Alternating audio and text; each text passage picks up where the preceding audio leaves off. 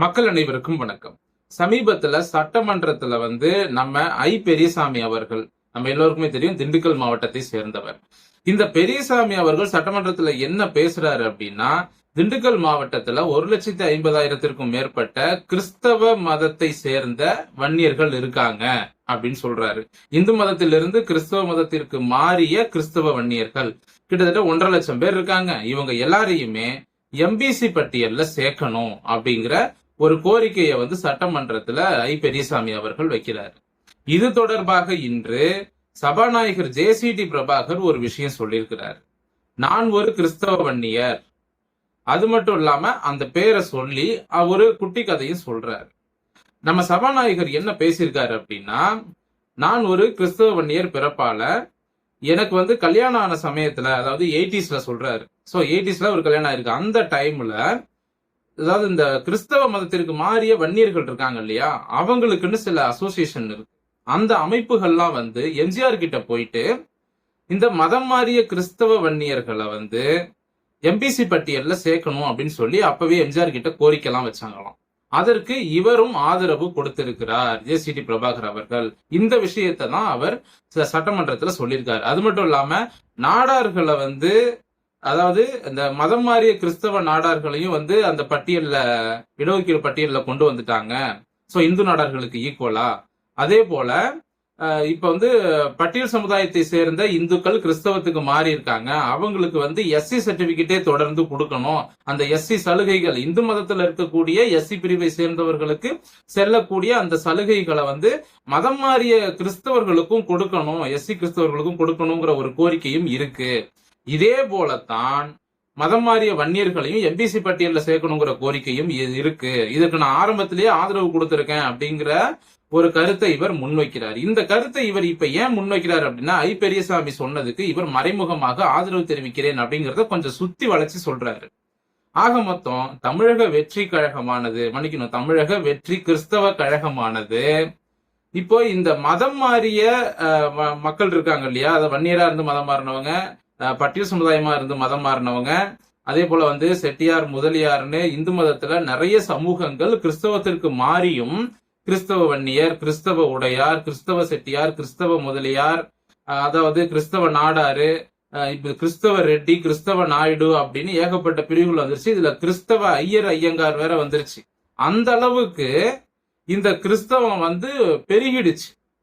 இப்ப இந்த மாதிரி இந்து மதத்திலிருந்து கிறிஸ்தவத்திற்கு மாறிய இந்த மக்களை, அந்த சமூகத்தின் பெயரை அப்படியே வச்சு அதுல கிறிஸ்தவத்தை சொருகி விட்டு, இப்படியே அந்தந்த சமூகத்தை சேர்ந்தவங்களை அந்தந்த சமூகத்தை சேர்ந்த கிறிஸ்தவர்கள் மூலமாக இந்துக்களை மதம் மாத்துறாங்க. இப்ப கிறிஸ்தவ வன்னியர் இருக்காரு அப்படின்னா, அவர் இந்து வன்னியர் சமுதாயத்தை சேர்ந்தவங்கள்ட்ட போய் நானும் வன்னியர் தான், எல்லாம் நம்ம எல்லாம் ஒண்ணுதான், ஒரே இனம் அப்படிங்கிற மாதிரி பேசி பிரைன் வாஷ் பண்ணி அங்க ஒரு திருமண உறவை ஏற்படுத்திக்கிறது. அந்த வீட்டு பொண்ணை கல்யாணம் பண்ணிக்கிறதா இருக்கட்டும், இல்ல இவங்க வீட்டு பொண்ணை, கிறிஸ்தவ வன்னியர் வீட்டு பொண்ணை இந்து வன்னியருக்கு கல்யாணம் பண்ணி கொடுக்கறதா இருக்கட்டும், இந்த மாதிரி ரிலேஷன்ஷிப் எல்லாம் ஏற்படுத்தி அதன் மூலமாக இந்து வன்னியர்களை மதமாற்றம் பண்றது. இது பாத்தீங்கன்னா தென் மாவட்டங்கள்ல அதிகமாவே ஆரம்பத்துல நடந்துச்சு.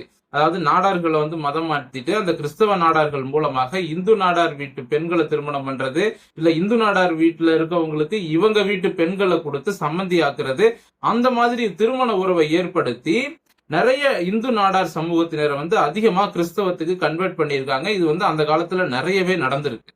சோ அதே ஒரு ஸ்ட்ராட்டஜியை இப்ப வட மாவட்டங்கள்லயும் கையில் எடுத்திருக்கிறாங்க. வன்னியர்கள் விஷயத்திலையும் கையில் எடுத்திருக்காங்க. கவுண்டர், கொங்கு வேளாள கவுண்டர் இருக்காங்க இல்லையா, அங்கேயும் நிறைய கொங்கு வேளாள கவுண்டர்களை கிறிஸ்தவத்துக்கு மாத்திட்டு அதன் மூலமாக இந்து வெள்ளாள கவுண்டர்களை அப்படியே கொஞ்சம் கொஞ்சமா ரிலேஷன்ஷிப் உள்ள கொண்டு மதம் மாத்துறது. இப்படித்தான் இந்தியா முழுவதும் இருக்கக்கூடிய இந்து சமூகத்தை இவங்க அந்த ஜாதியின் பெயரால் இவங்க என்ன பண்றாங்க, மதம் மாத்துறாங்க. நானும் வன்னியர் தான்ப்பா, நானும் செட்டியார் தான், நானும் முதலியார் தான், இப்படி சொல்லியே நம்ம இந்துக்களை ஏமாத்துறாங்க. சோ இந்த ஏமாத்து வேலையை தான் இப்ப ஜே.சி.டி. பிரபாகரும் சொல்லியிருக்கிறாரு. நான் ஒரு விஷயம் சொல்றேன், இந்துக்களாகிய உங்களுக்கு, நீங்க இந்து மதத்துல எந்த சமூகமா வேணாலும் இருங்க, எந்த மொழியை பேசுறவங்களா வேணாலும் இருங்க, சரிங்களா? தமிழ் தெரிஞ்சவங்க இந்த ஒரு விஷயத்த தெளிவா கேளுங்க.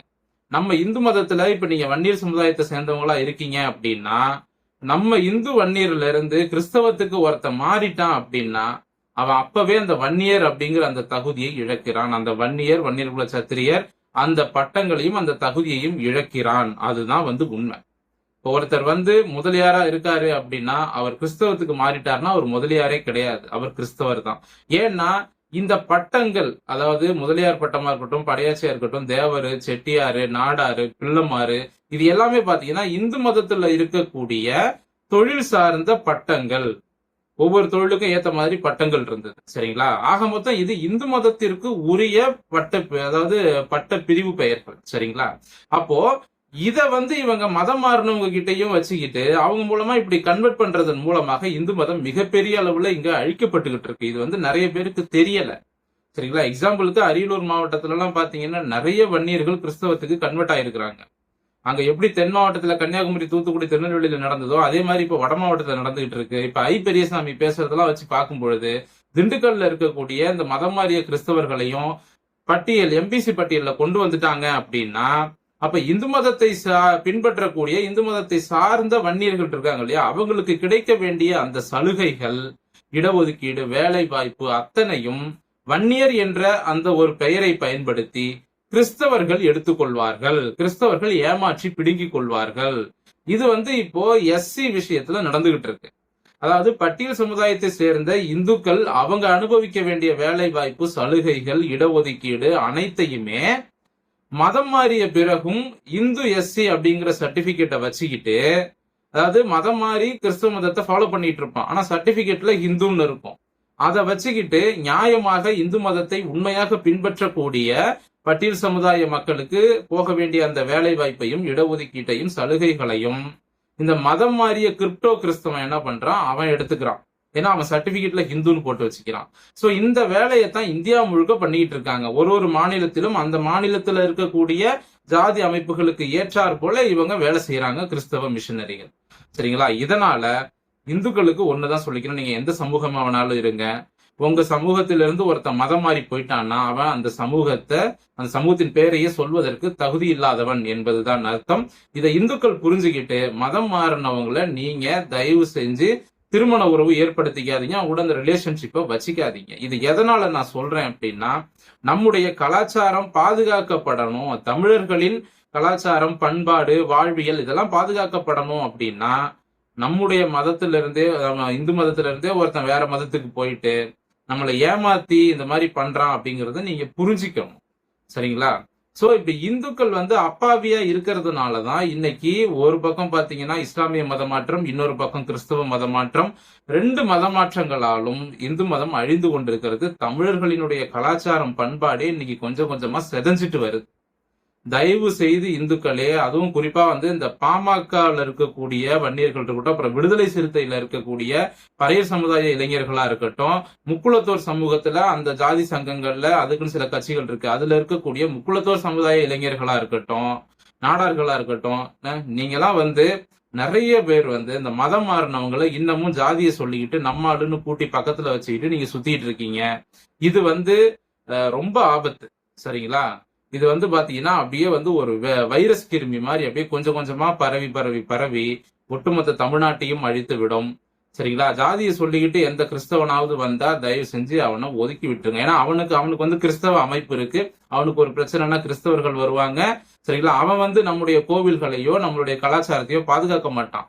அவன் பாத்தீங்கன்னா எப்படா இந்த கோயிலை நம்ம இடிக்கலாம், அந்த இடத்துல இடிச்சுட்டு ஒரு புதிய சர்ச்சு கட்டலாம் அப்படிங்கிற எண்ணத்துலதான் இருப்பானே தவிர இந்த கலாச்சாரத்தையும் பண்பாட்டையும் பாதுகாக்கணுங்கிற எண்ணம் மதம் மாறியவனுக்கு இருக்காது. சரிங்களா? இதை நான் சொல்லிக்கிறேன். நம்ம அவங்கள குறை சொல்லல. நான் என்ன சொல்றேன், அவங்க மதம் மாறிட்டாங்க அப்படின்னா அவங்களுடைய மதத்தை, அவங்க கிறிஸ்தவத்துக்கு மாறிட்டாங்கன்னா கிறிஸ்தவத்தை ஃபாலோ பண்ணட்டும், இஸ்லாத்துக்கு மாறினாங்கன்னா இஸ்லாத்தை ஃபாலோ பண்ணட்டும். ஆனா இந்து மத விவகாரங்கள்ல அவங்க தலையிடுறதும், அதற்கு இந்துக்கள் நீங்க அனுமதி கொடுக்கறதும், நம்மாளு அப்படின்னு சொல்லி சேர்த்துக்கிறதும், இது பாத்தீங்கன்னா நம்முடைய கலாச்சாரம், பண்பாட்டை அழிக்கிற மாதிரி இருக்கு. நான் என்ன சொல்றேன், இந்துக்கள் இந்துக்களா இருங்க அப்படின்னு சொல்றேன். ஜாதியை சொல்லிக்கிட்டு வந்தாலும் நீங்க எச்சரிக்கையா இருங்க. இது ஒரு எச்சரிக்கை பதிவு. சரிங்களா? இந்துக்கள் விழித்துக் கொள்ளுங்கள் என்பதை சொல்லிக்கொண்டு இந்த பதிவை நான் முடித்துக் கொள்கிறேன். ஜேசிடி பிரபாகர் அவர்கள் பேசியதற்கு கண்டனத்தையும் பதிவு செய்யணும். ஏதோ ஒரு மிகப்பெரிய சூழ்ச்சி நடந்துகிட்டு இருக்கு.